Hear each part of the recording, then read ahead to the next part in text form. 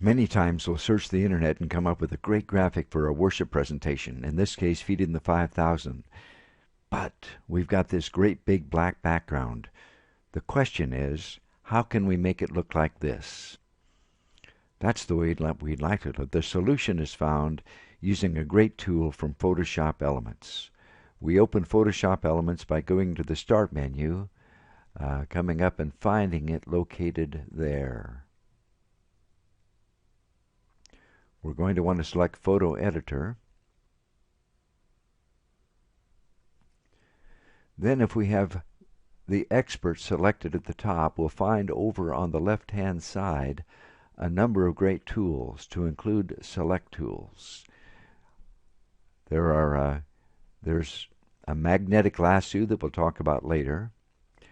If I click on the Quick Selection tool and look at the options down here in the lower left, I can find that I've got Quick Selection, I've got a brush, and I've got a magic wand.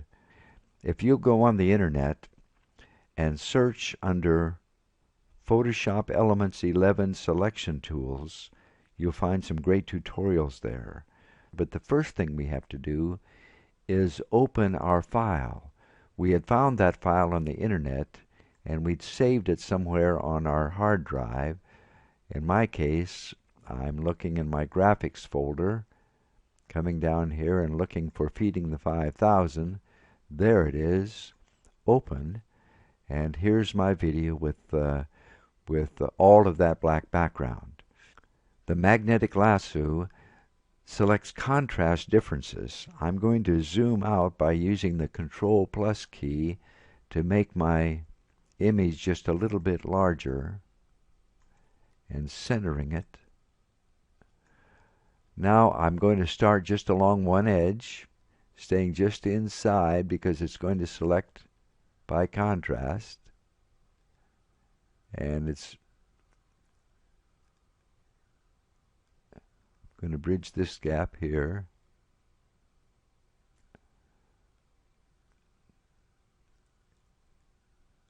Coming on around.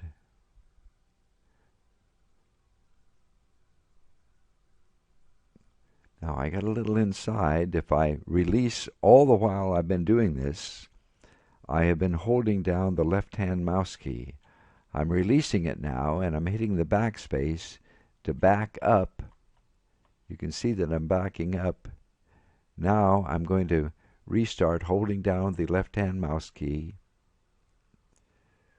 Coming over here.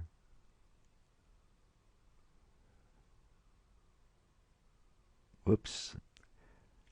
Backing up again by releasing the mouse key and hitting the back space.